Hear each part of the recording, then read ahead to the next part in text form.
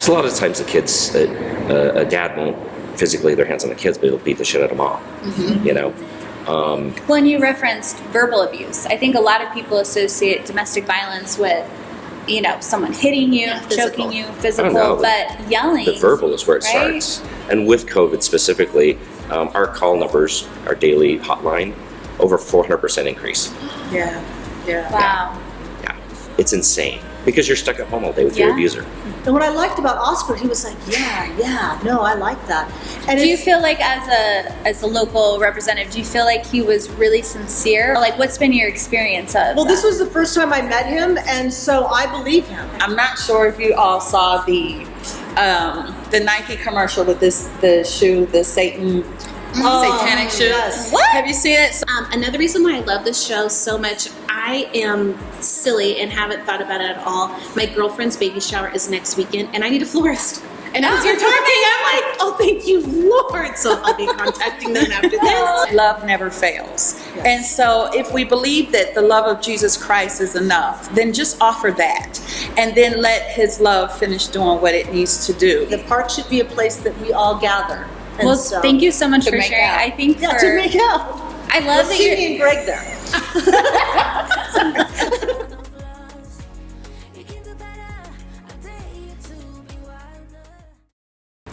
Welcome back to Girl Time in Reno. Thank you for joining us this week. My name is Laura Garcia. I'm your host here today with my fellow co-hosts, Shonda Golden, Marva Elaine Dupree, and Destiny Sanford. Thank you so much for being with us, ladies.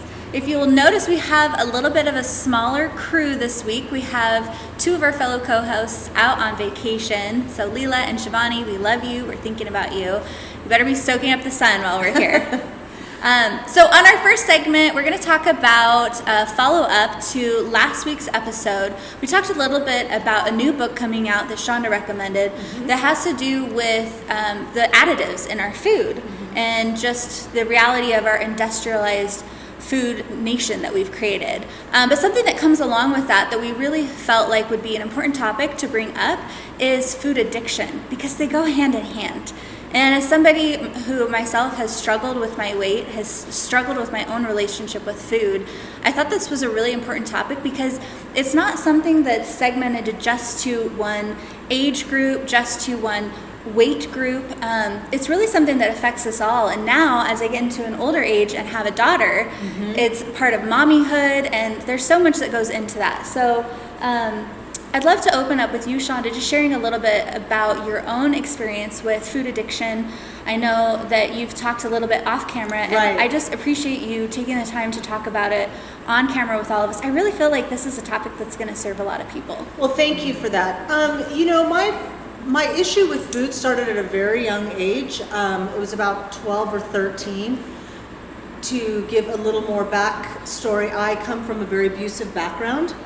And so, and then I started the food addiction, and it was something that I struggled with my whole life. When I became an adult, I decided, because of the abuse, I felt like that's probably where this is coming from. Being abused like that, and that's what all the information is, that when you're abused, women have a tendency to put on weight so that they're not desirable. And so I treated that, but I still had this compulsion to eat. What do you mean you treated it? Like, how did you treat it? Well, I was going to therapy. I was doing every diet under the sun, and I would still look at myself and like kind of freak out, or people would say, "Oh, you're looking so thin," and I'd be like, and then I'd be gorging again. Excuse me. So during COVID, because I had the great awakening for myself during COVID, I decided that I was going to go to EMDR. And what's EMDR? I don't know what that full EMDR, but what it is, it's a therapy where it's what they use for trauma survivors. And so it's a light therapy where you hold on to these two, gadgets, I guess. And then, but before that, they suggest you have a safe place. So I found a safe place in my mind, and then the therapist, I went to Heidi Frost, and she was amazing. And so she kind of like pulled it out of me, and it was a light sensory like this. And they've used it for a lot of soldiers, a lot of the people that survived 9/11 and things like that. So it's a heavy duty type of therapy. And what I discovered in EMDR is the food issue did not have to do with the abuse. Because I had been dealing with the abuse, but that's not where the food issue and that level of addiction came from, right? It came from my mother, and my poor mother, God rest her soul, she did not mean to do this, but at some point when we were living in Newport Beach, and I was about 4 or 5 years old, and my mother had put a cake in front of me, and she was crying, and she was on the phone with somebody, and this is a memory that came to me through EMDR, and she was saying, you have to eat the cake, Shonda, please eat the cake. And I don't know if someone told her I was too thin or what happened, but there was something with that kind of traumatized me, that I felt like if I got too thin, I'd somehow be hurting my mother, you know? And so with my God and additional therapy, I was able to find, you know what, no, I'm not, that's not what it is. I'm not hurting my mom. My mother's in heaven now. She's safe. I can just heal myself. But I think it was very interesting to me that I had spent so much time on this one issue that I had, and I'm a survivor, that wasn't even why I was having this food issue, this addiction, so to speak, right? Because you got to get to the root of the addiction, why it's there. And it was because my mother was saying, you're too skinny. I grew up, you're too skinny. Everybody always said, you're too skinny. And I looked at that as bad. So now, because I'm kinder to myself, and I told you I'm a yogi now, and I'm in tune with my body, and I try the best I can to eat a lot, a whole 30 type of lifestyle, the weight's coming off. And I'm not, and so like today at the gym, a couple of people I work out with, because I work out at American Iron, like, you're getting so thin, and I'm like, yeah, because before I'd be all, like, what do you mean I'm getting too thin? But I didn't know that. And so I think, like, for me, and maybe some of our viewers out there, that with food addiction and that level of impulsiveness, gorging, just all of that, I would strongly suggest getting into some hardcore therapy and figuring out, because what you might think is the issue, like for me, it wasn't the issue at all. It was something completely different. And so now as people compliment me that I'm losing weight at the gym and stuff, I can accept that compliment and know that I'm not hurting my mother. You know what I mean? How old were you when you think back to you're too thin with your mom? How old were you? Like, where are you? Well, I was 4 when she was forcing the cake. Okay. Forcing me to eat the cake. And then it was my whole life. I left home at 15. So it was my whole life with her. You're getting too thin, you're too thin. And it was always something with my mother that I kind of feel like, I think someone had told her at some point that she was a bad mom for me being thin. That's so interesting. Wow. When you share that story, I've often thought about, where do my insecurities come with my weight, right? Because I'm somebody who's done every diet. Every diet, yeah. Jenny Craig, Atkins when that was a thing, juicing and Zumba, Master Cleanse. I once didn't eat for 52 days and just did the lemon water with honey or whatever. Did that.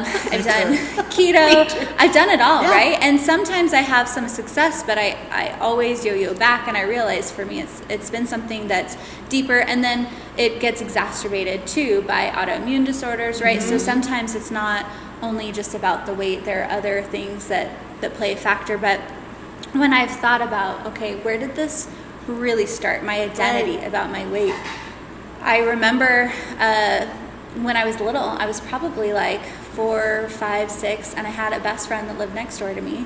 And she was the cutest, tiniest thing. She was a year younger than me, but also her and her whole family are petite. And she was just my best friend. We would hang out every day. We would put on these performances like circuses and parades, and it was super fun. We'd change our outfits, and we would constantly change our outfits, and we'd share clothes. And being a year older, and also just from a family that wasn't petite, and I by no means, I look back when I was younger, I was not overweight at all. It was completely normal. But I remember one time, we were like running in and out of the house and changing our clothes, and her mom said to me, oh, you can wear her clothes, or sorry, she can wear your clothes, but you can't wear her clothes because you're too big, you'll stretch them out. And, now being on the other side of that, I get it. She was a mom of 4. She probably didn't think anything of it. She just probably only had a budget for her clothes and didn't want the clothes being stretched out. But for whatever reason, I vividly remember we were standing like right by the sliding glass door of the house. I remember so much. And when I think back to like how that has affected my identity over time, it's that you're too big. And it's not only physical. Sometimes I see that with my personality. Yeah. Oh, you're too much. You're too big, right? And it just stems from that one memory. And so it's been really interesting as I've been the same, like diving into the inside of like, where does this come from? What does it mean? Right. You know? But Marva, I know you have a story as well to share. Yeah, I think it's just funny that all of this begins with somewhere in childhood. Yeah. And That's what I was thinking the whole time. I was a very thin child, but I've always had hips. I had this figure, Same. right? Yes. So, you know, and people would be like, "Oh, your hips are so wide. They're so big." So all of my life, I thought I was really big, but I was really skinny. I was really skinny, but I always thought I was big, and so I was always trying to lose weight. But these hips ain't going nowhere. Is the way I am Right? And shaped. Beyonce and J-Lo, they were not in when Yeah. we were younger, No, right? they Right? Yeah. So- Results don't lie. they're not going Sorry. anywhere, right? And so I was like, this is my bone right here. This Right. ain't going nowhere. So, so I probably didn't have a good relationship with food. I just didn't eat. So I didn't eat a lot, and I still have that habit. But I noticed when I got older, actually, I fell in love with sugar after my third born. Very, very, very stressful time for me.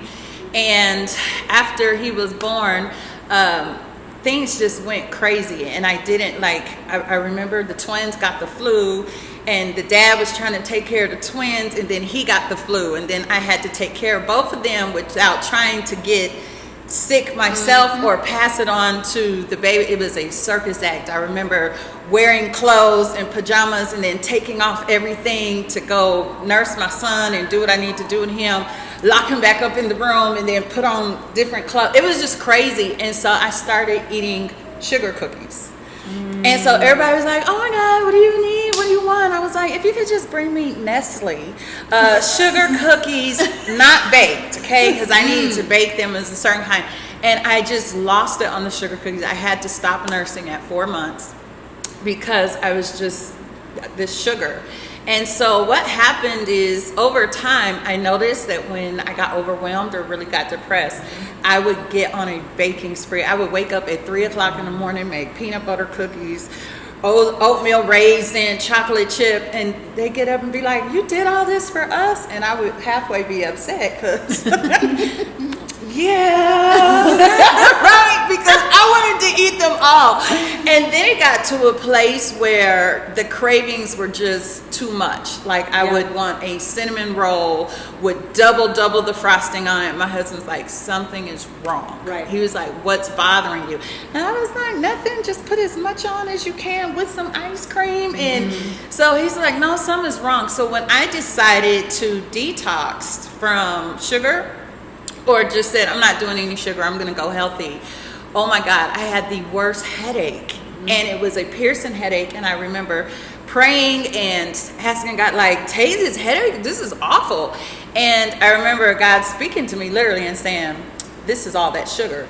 This is your brain reacting to all that sugar." And I was like, anything that's gonna make me feel like this, I need to like stop.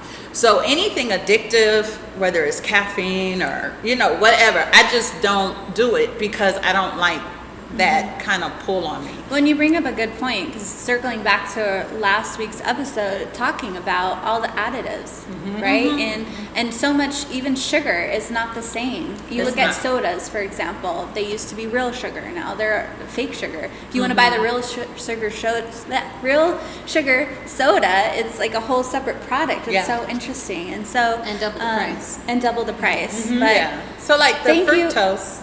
I'm sorry. The No, no. fructose, but the fructose. I'm like watching the time. I was reading about that in Optimal Health by Dr. Wayne Scott Anderson, and he was talking about fructose, and the fructose, corn syrup, is something that our bodies can't even digest, but it's so cheap for the people who are making it that they just like literally they put it in everything, but we can't even digest it. So it's like, where is this stuff going, and where is it lodging at in our bodies? And it's highly, highly addictive. Yeah, yeah.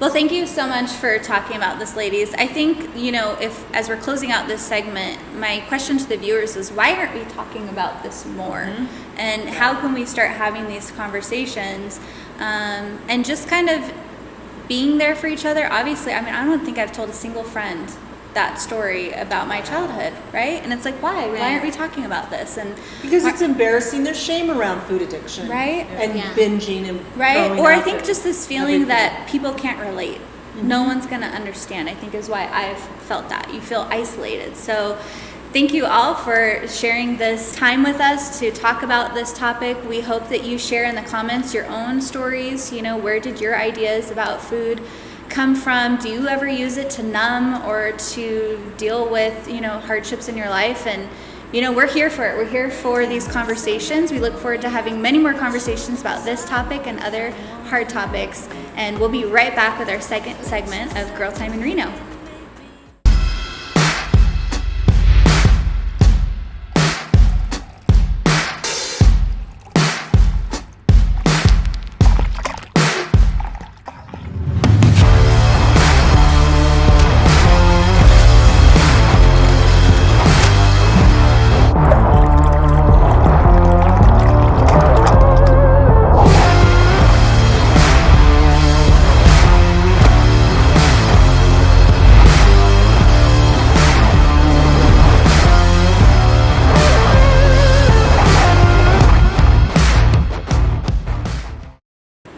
Welcome back to Girl Time in Reno. For our second segment, we always love to talk about things local to Reno, our home that we love.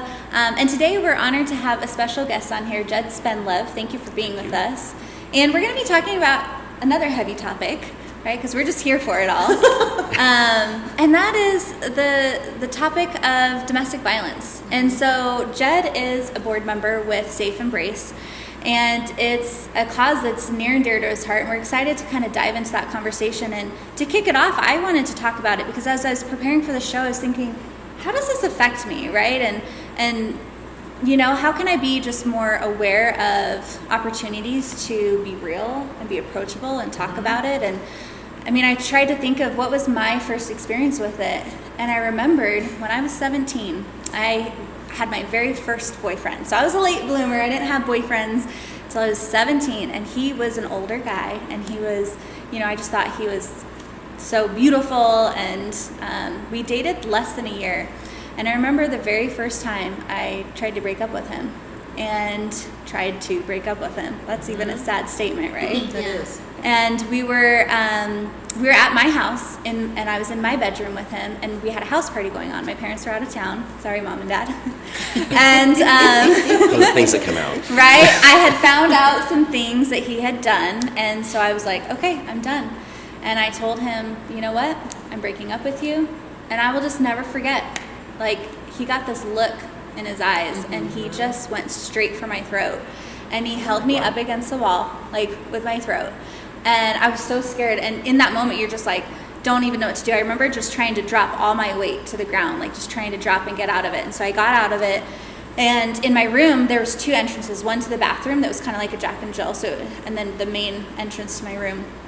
And I was trying to run. I even feel like my adrenaline pumping right now. I was trying to run to get out of the room, and he was kind of trying to block all doors. And then I went and I ran, and I went out, and the party was going on. And so I went to the living room where my brothers were sitting, my stepbrother and his friends, and I just sat by them, and they're like, "Are you okay?" And I said, "Can you just make him leave?" And I didn't want to tell them what had happened, right. Because I remember in that moment being like, well, I don't want to get him in trouble.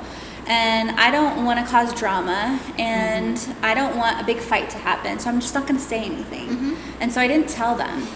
And then after that, I didn't tell any of my friends. I don't even think I've told my parents to this day.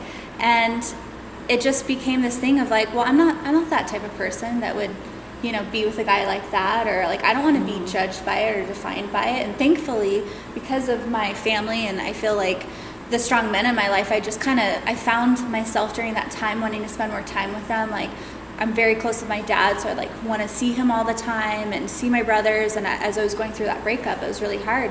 But when I finally got out of that breakup, I just remember just pushing it aside and never talking about it again.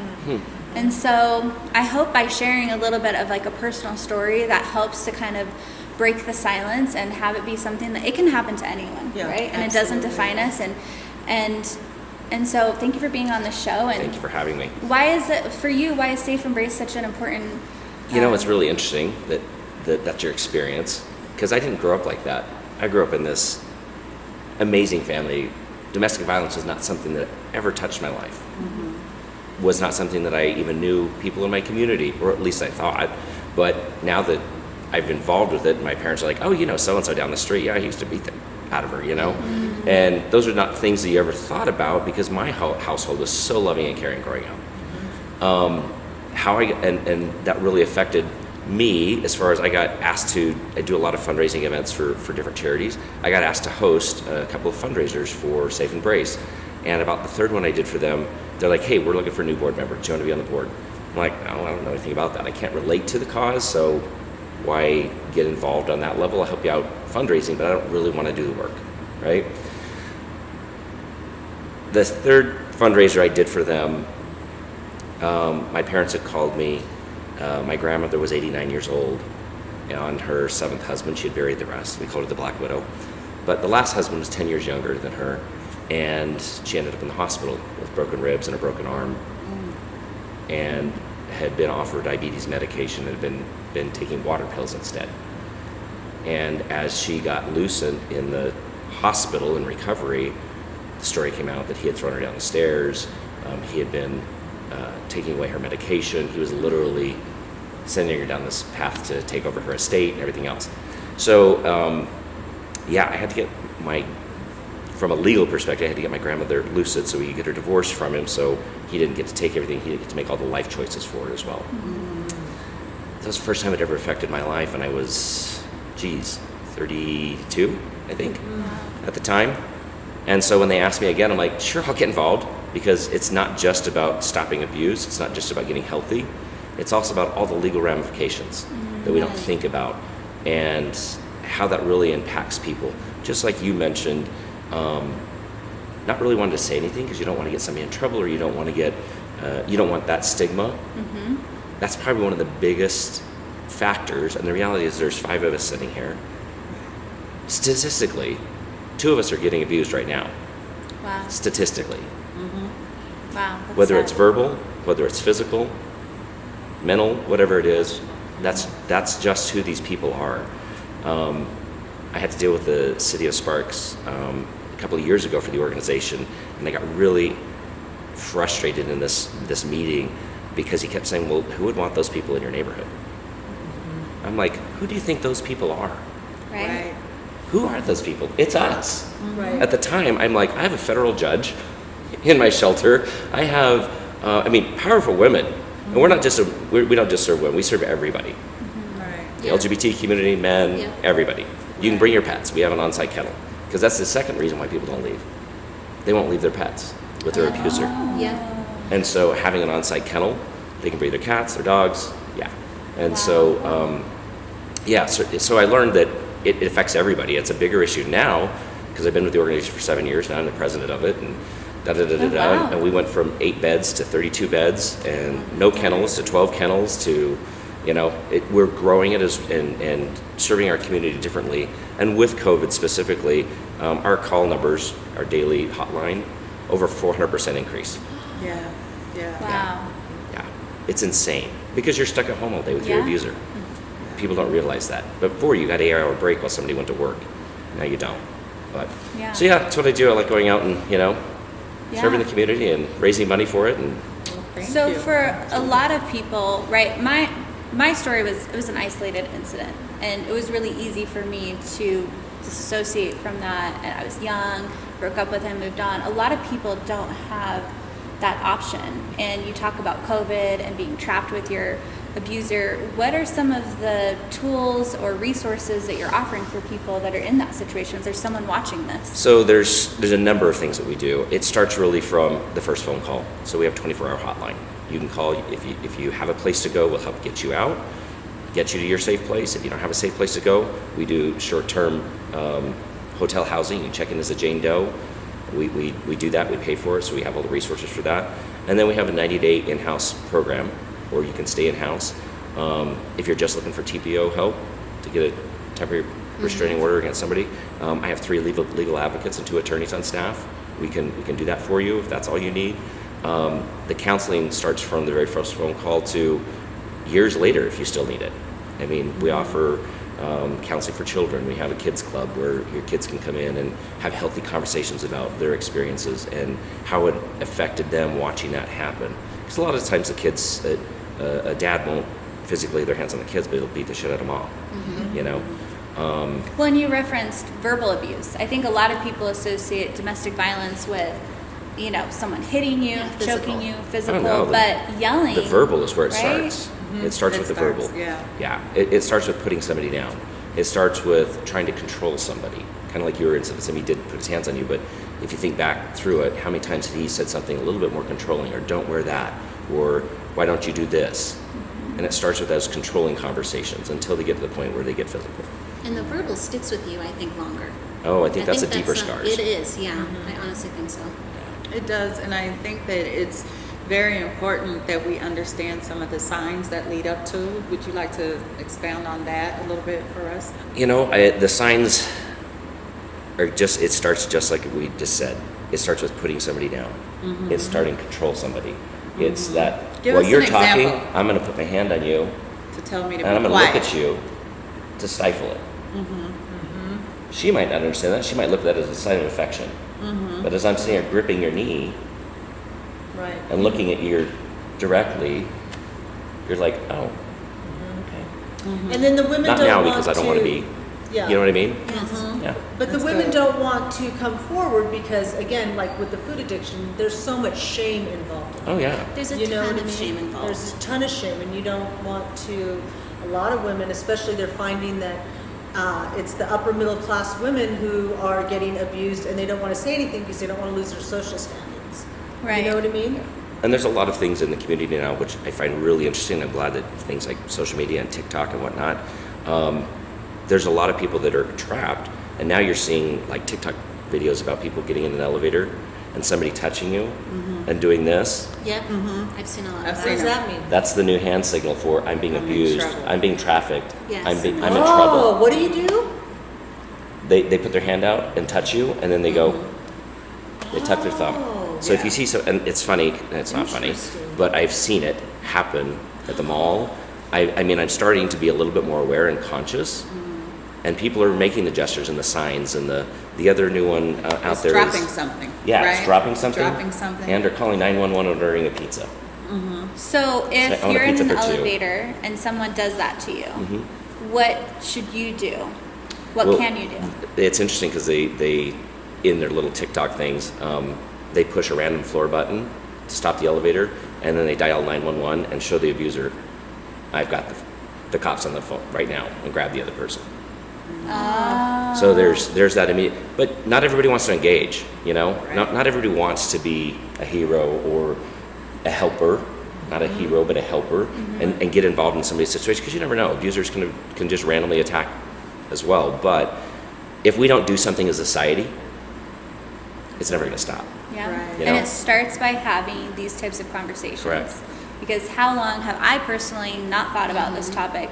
I'm 37 years old. That happened when I was 17. It's not Yeah. my problem, not my issue. But it really is. It really is a community-wide problem. And we have just a couple minutes left. I know that you are hosting Hot Havana Nights at your business, Faces NV, as a fundraiser for Safe Embrace. Can you tell us a little bit about that? So on June 5th, we do 2 big fundraisers every year. We do the Trees and Lights Gala, which is at the GSR this year in November, and that's a big Christmas tree auction. But we do a spring one that's done by Top Hat Events, and it's Hot Havana Nights. It will be here at Faces NV on June 5th, and it's a fundraiser. We're finally able to kind of open up a little bit, so we're able to actually sell tickets and have people come in. It's going to be that Cuban vibe, specialty cocktails. We've got Are people coming in like Cuban costumes? yeah, it's like dress up. We have a custom Cuban cigar roller. We'll Oh, have a little cool. cigar bar outside. So bring your men. You can come and do salsa and flamenco dancing. We've got a dance company that's coming and volunteering their time to teach people how to dance, to do the flamenco and stuff like that. Yeah, it's going to be a fun night. We got some old vintage cars. The city is stopping off the street out front. And that's so you'll be able to gonna be step so and repeat. It's going to be a fun Okay, event. so June 5th, is that, what day of the week is that? That is a Friday Friday, starting at what time? at 6 o'clock. At 6 o'clock. Do you have to have a ticket You to do go? have to have a ticket. Okay.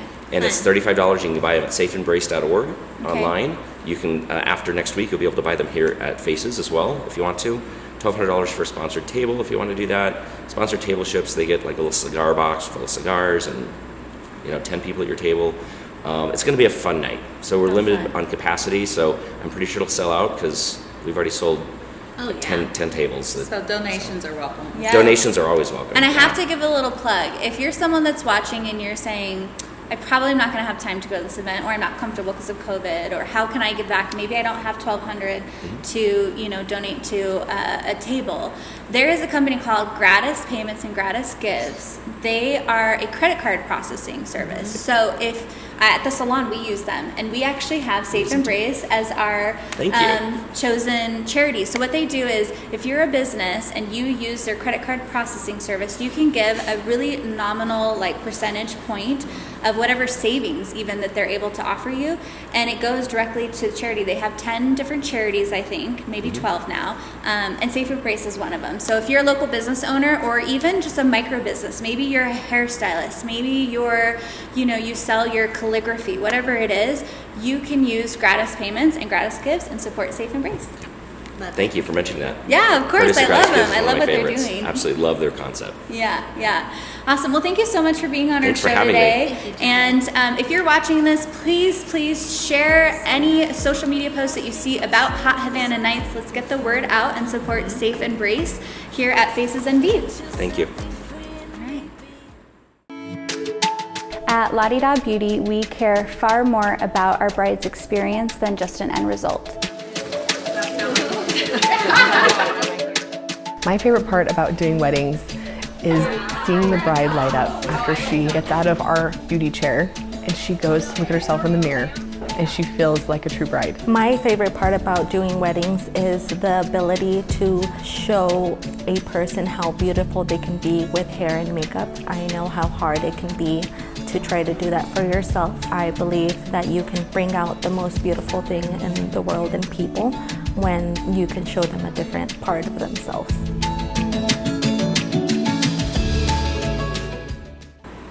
Welcome back to our last segment of today's Girl Time in Reno. I'm your host, Laura Garcia. I'm here with Shonda, Marva, and Destiny. For our last segment, we always love to do a catch-up session of what's going on with our girls here. I want to first start by thanking some of our awesome sponsors. So Chrissy Perry with Quality Events and Design. Thank you for the gorgeous flowers. I'm loving them this week. They're desert inspired. If you want some beautiful flowers for your home, they do offer home deliveries as well as special event flowers. So make sure and check out Quality Events and Designs. You can follow them on Instagram, Facebook, and again, just reach out to them for all of your flower needs. I also want to take a moment and thank Ash Sobey and Our Success Media. Thank you so much for being our awesome production team behind this amazing show, Girl Time in Reno. It wouldn't be what it is without you guys. So thank you for being our ride or die here every week filming for us. And moving into our catch-up segment, I'm really excited to hear what's going on with Destiny this week and Code Coffee. Last week you shared that you're opening a second location. You Yes. have a lot going on. Tell us what's the latest. Yeah, lots going on. So we're opening, and I have to make this very clear, it's a drive-through location only. Okay. So no cafe. Why it's did you different. decide that? COVID showed me I really wanted the cafe because when you go to Code, there's it's a vibe. It's a culture. It is. It's truly a culture, and we really want to say that we live by a Code. And when you walk in, you just feel welcome, and there's big comfy couches. Oh, and you live by a code. yeah, we live by a Code. Yeah. And COVID came around, and I got shut down for months, and I'm like, oh, if I only just had a cafe with the drive-thru attached. But I don't want to add the two together because I think it takes away from that away from home feel that Code has. So we're thinking of it like an express almost. we have teamed up with an amazing company here in town, Reno Combat Academy. They purchased this beautiful building. It's out in Sparks and Prater is where we're going to be. And they're opening up a gun store, gym, and shooting range. And the entire place is huge, and it has a pharmacy attached to it. And so they came to us and they Pharmacy said, and a gun range. so the pharmacy is going to be Interesting. code. So we're taking over the entire pharmacy, and that's going to be our drive-through. Oh, So that's how we're doing it. The pharmacy part of Yeah. it. So now you're going to have the drive-through, but there's also an option for kind of community with all the other stuff it's attached to. Exactly. So we'll have some outdoor seating, but it's fun because it's bare bones inside. It's not like the code that we have right now, and it's built a little bit different. And we have to kind of like get you in and get you back out, like as quick as possible. We really want it to be fast, so things will change over there a little bit. We're adding some new options, some new food. I don't do any blended drinks at the Reno location. We're going to start doing that. So it's At a the lot Sparks of and Reno, or just at the Sparks and Reno. Sparks made it where my Reno people will be really happy that we're going to have blended beverages. But yeah, so I'm running around doing all of that. Another reason why I love this show so much, I am silly and haven't thought about it at all. My girlfriend's baby shower is next weekend, and I need a florist. And as you're talking, I'm like, oh, thank you, Lord. So I'll be contacting them after this. So we're just running around, and life feels like it's kind of getting back to whatever normal you want to call it.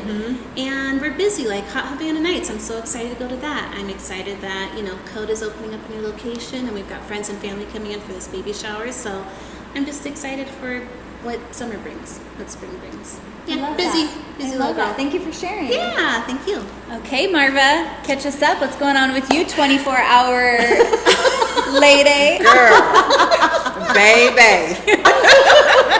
Let me tell you, a lot is going on, but on this week, I wasn't feeling that well. So on this week, I kind of did things a little different. When you're not feeling well, you can only put the energy towards what's really important. And I love that you're being real right now. Like, thank you for being real. Yeah. So you know what? So this week, and to be totally honest with you, I don't think I've ever mentioned anything like this on the show, but this week, as I was doing my prayer, meditation, and just kind of listening to see what God was saying to my heart with all the busyness stopped, and my concern for young people and young adults just really overwhelmed me. And what sparked it is, I'm not sure if you all saw the Nike commercial with the shoe, the satanic shoe. Yes. What? Have you seen it? So No. big thing. So Nike has nothing to do with it. So let's clear up Nike's name. Nike has nothing to do with it, but the young man, as he's called Lil Nas, and Is he a rapper? he's country. Old Town Road. He's country. What? And he made a satanic sneaker? He did, but so it shocked everybody, right? But what was behind it is my son, we talked about as a family, my son said to me, or said to us, he said, he comes from a very traditional religious family, and they've banished him. And because they've banished him, this was his, so if you see the video, it's quite disturbing. It's real satanic, demonic, everything. And then even at the end, he kind of, it's like you see him really flirting with Satan, and then he like snaps his neck, takes the horns and put on his head, and then he becomes the devil himself, I guess. So as I'm looking at this, I'm like, this is totally a different kid, or not, he's a young man. So anyway, long story short, it just made my heart break, because as we are, people who are traditional, who are in the church, that like, why would you banish him because he's gay? It just really tore my heart up, because this was a lash out. And so when you don't give people a chance to be loved, or if they're involved in something that you don't agree with, it doesn't mean that you banish them like nobody, right? And so I just felt like I heard God say, I just need someone to love them, love the difference, love them, and let them have a place where they can develop relationship with me. And I heard him say, my love is enough. It's enough. And really, we don't change anybody, right? And there's a scripture in Corinthians that says that love never fails. And so if we believe that the love of Jesus Christ is enough, then just offer that. And then let his love finish doing what it needs to do. So that was my thought. So my mind is, with all the busyness, with all the crazy things, I'm like, I need to create a place where people can come and not be judged. But I can show them the love of Christ and also teach them relationship. And then whatever that God doesn't like or whatever is not pleasing to him, he will himself begin to break those chains off in people's life. We're not supposed to change. We can't change people. We don't have the power to do that. And so that's kind of, my mind's been, so you'll hear more about that because, you know, I have young adults, I have children. I don't want them to get caught up in the traditions and the religiosity of what church is and the judgmental part. I want them to develop that relationship with Jesus Christ for themselves and not judge anybody, but be like Christ, where people sat down for days to talk to him and they were drawn to him. They weren't repulsed from him. Only the religious were repulsed from him. That's who literally hung him on the cross. So I'm just like, whew, that's what a weight, what a responsibility, but they're committing suicide. They're drowning in addiction and drugs and alcohol because they're different and they don't know where to belong. And, you know, that was just heavy on me today. So, or just on this week. And so you're going to be hearing a lot about that because that's the whole purpose of, you know, what my life is supposed to be about. To express I the love love. that. Wonderful. Right. Yeah, really. I got chills. yeah. I got We're all chills, perfect in like, God's image. right. Yeah, God loves us all. Thank you Yeah. for sharing, For Marva. you, Marva, that's amazing. I'm just in awe that in the midst of all your busyness and all your craziness, that you had such a revelation for others, and I'm excited to learn more. So keep watching and learn more about Marva's journey, creating a safe space for people who feel there's no safe space for them. Yeah. And Shonda, please share a 2-minute update. Oh What's my up God, with you? 2 minutes. So She might need more than 2 minutes. I love it. Oh, okay. No. So I finally got to walk the Paradise Park with Councilman Oscar Delgado. Yay. Wow. Yay! And it was awesome. I met him. We were playing kind of back and forth. When I met Oscar, it was so great because I didn't feel like I was talking to a politician. You know, I could be real. I came from a working class neighborhood, more of a low economic area, and certainly around Paradise Park, that's what we have, right? It's all really hard working class people, lower income, a lot of welfare recipients there. And so, and he was from there also. And so what was great is that he was able to listen and he agreed with a lot of the suggestions that I had made. So I felt like I had someone like in his position that was truly going to listen to me. And I believe him when he says that he's going to have me brought on board, whatever, talk to the city manager to try to have some things implemented in at our park. Because again, that park will be successful when we can get the families to protect it, right? Like, and then I said, you know, how come they got all these big water flowers, they got them everywhere. How come our kids don't have that? And he's like, we're going to put one in there. And I said, we are? He goes, yeah, I'm going to put a big flower in there. I said, okay, good. I want a flower in there. I want to extend the community garden. Well, not I want. These are my suggestions. And then, because I'm me, right, I was like, oh my God, we can do a food truck Friday here. We can do all this stuff. Like, people should be coming back into that part of town. There's a lot of great people there. There's a lot of great culture there. And we should all be embracing each other, right? And that's for what those people watching, where is Paradise Park? Paradise Park, it's right on like Audie and Sullivan. It's across from Savers. Bazaar Guitar is right there, right? And so Volunteers of America Senior Housing is there. Reno Housing Authority, they're in that community also. The drive-in, it's there. So there's a lot of work that needs to be done with that park. But, you know, my conversation with Oscar was, you know, that park was donated. It was given to Nevada Wildlife, Game and Wildlife or whatever it's, excuse me, I don't know what it's called, Wildlife. It was given to them and then the city took it over. So really, it's inherited, you know? And so as an inherited piece of land, this park, it's our responsibility as a community to keep that vibrant and going so that these kids have a safe place now with COVID. And what I liked about Oscar, he was like, yeah, no, I like that. And Do you feel like as a local representative, do you feel like he was really sincere, or do you feel like he was politicking? You know, like what's been your experience of? Well, that? this was the first time I met him, and so I believe him.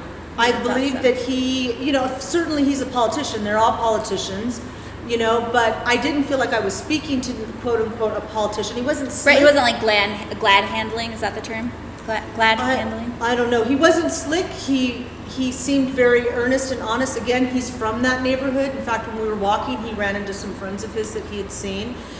He's aware of my husband's contribution to that part of the town because Greg's been there for like 45 years, right? Wow. And so, but I believe that he too sees that this is an opportunity to help the children in our community to have COVID be like just a blip. Mm-hmm. Like, let's get back to them playing in the park and wrestling around and, you know, having makeout sessions or whatever young people like to do, or, you know what I mean? And just having a good time. Like, that's what it should be. The park should be a place that we all gather.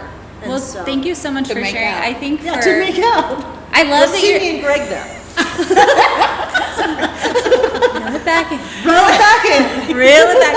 I love that you're sharing your journey, honestly, because Yes. I haven't met with our local council members really in person too often, and I don't know Oscar Delgado, or I don't think I've ever even had a conversation with the mayor, and I think it's really fun for our viewers to hear what is that experience like, Right. you know? So thank you for sharing this journey. Yeah, for sure. I As think somebody who took something that you saw as an opportunity, you said, you know what, I'm not just gonna like walk by and ignore it anymore. I'm gonna be the difference here. You've been source of Right. what you're creating And in the that area. partnership. This The is moves really you're making. beautiful. And to Mr. Delgado's credit, we were scheduled for just a half an hour, and he did a whole hour. Wow. You know, Wow, and that's so I believe that the city really wants to do some good here because, again, he understands too. These politicians here locally, they inherited this city. They didn't build it. They're helping to maintain it and grow it, but this is not something they built. Yeah. We voted them in, Yeah. and Right. he was really great about it. Like, I felt like he was somebody I could probably hang out with. Yeah, You that's know? awesome. Yeah. That's awesome. Well, I love being on these couches with really powerful women. You all inspire me, and I love coming here every Friday. So, Me too. Lori, we love you. We love it. So sharing a little update, you know, I've been thinking a lot about what is my identity. I've been hearing, as I've been listening to you talk, it's like I see someone that has took a stand in her community and is being sourced for what she's creating. I see someone who's compassionate and has a heart for others. I see someone who's like a boss babe entrepreneur. And so I myself have been on this journey, as I think I've been sharing with the viewers. And I'm excited because I know it's silly, but I was thinking about what am I gonna call my Instagram name? It's not silly. No. Like, It's a okay, big deal. because as a business owner, and I'm sure you can relate, Destiny, when I started my Instagram, it became the La Di Da Beauty Bridal Team Instagram. So, you know, you build up this following, you know, I had my identity as a makeup artist, building a bridal team, building this Instagram, and now it's become the business. And so it's La Di Da _ beauty, it's our bridal team. It has 6,000 followers, and I'm like, okay, I feel somewhat good about that. Okay, I really want to reach 10,000, but that's okay. And then, you know, opening a salon, I'm like, okay, so that has become the next identity, salon owner, and building this salon Instagram. And now the salon has been open for 3 years, over 3 Wow, years, which is that's exciting. great. And, you know, I'm somebody who I am an entrepreneur, I'm a wife, I'm a mom. I have so many different projects, like this Girl Time Reno project that I love. And so I've been thinking like, okay, now I need to start building my Instagram again, and why, right? We've talked about this. I need to do it. I want to do it because I want to make an impact. And I feel like we need voices of good people with like integrity and compassion and entrepreneurism and, you know, social activism. We need those voices on social media. And so I'm like, okay, I need to put my voice out there. And I need a name because my Instagram was all La Di Da Beauty before. So I was thinking, what am I about? I finally came up with it because I'm all things beauty. I'm a makeup artist. I'm a salon owner. And I also am all things business, you know, entrepreneur. And I always say that beauty starts from within, right? Beauty is within. And so my new Instagram name is Beauty Within Business. Oh, I love that. So if you're watching, please follow. And I just got my highlights up, and now I'm like, okay, now I need to start posting. So by being talking about it will make me accountable to do it. Right? I think my last post is from like January, but I'm gonna post. And so thank you for being on this journey. I hope that if you're watching, you can somewhat relate. I don't know if you guys have these same concerns, but it's been a whole journey for me this year. they're real I was concerns. actually just talking with a friend this week, and I was joking about my hiatus from social media, and she was like, wow, I feel like we're twins, because during COVID, it was like this cool thing, right, where we could have some excuse for checking out a little bit, an excuse for being a little bit antisocial. Oh, yeah. And then now that we're coming out of it, it's like, okay, it's time to blossom, it's time to bloom, and I've been feeling such a resistance to it. And I was joking that I really love my anonymity, and she was joking about it too. I mean, I really do, to the point, ladies, you're gonna laugh. But when I order takeout food, I use a different name. Do you do Kim Kardashian? I use Alex. Alex is my takeout food name. I might have to change it now that I've shared it with everyone. But it's so random. But Mine and would I be was like diva. right. Diva Supreme. And I was talking with her, and she loves her anonymity too. And it's like, what is that about? You know, like, what is it about? And so I just made a choice, like, no more. No more anonymous Laura. Gotta put myself out there. I want to put myself out there. I don't have to. I get to. I want to. Yeah. It's a privilege, right? It's a privilege to have something to share. It's a privilege to have people that will listen. It's a privilege to get to make an impact. So that's what I've been working on. That's a lot. And what I see with you when you shine the most, Laura, is that when you begin to talk about the insecurities of women and where you have come from, and the insecurities and the prejudices and all the hardships that you've had to face, I think that this is a coming out for you.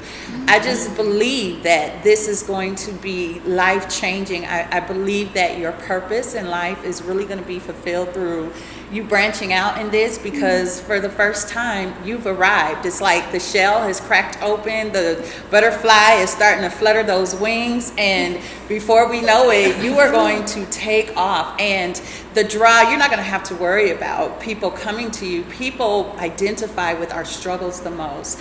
So put them out there, because there are so many people that are struggling, and women with insecurities about weight, about food, about family, about just business and everything. But you've conquered a lot of things, and you're still working through it. And to be vulnerable and to be able to say, I'm here, I'm successful, but I'm still working through this, lets people know that, okay, I can do this too. So I think your voice is way overdue. It's way overdue. Your voice is screaming, let me help these women. And so congratulations to you on that. That's huge. Congratulations. Yeah. Ditto. I love you.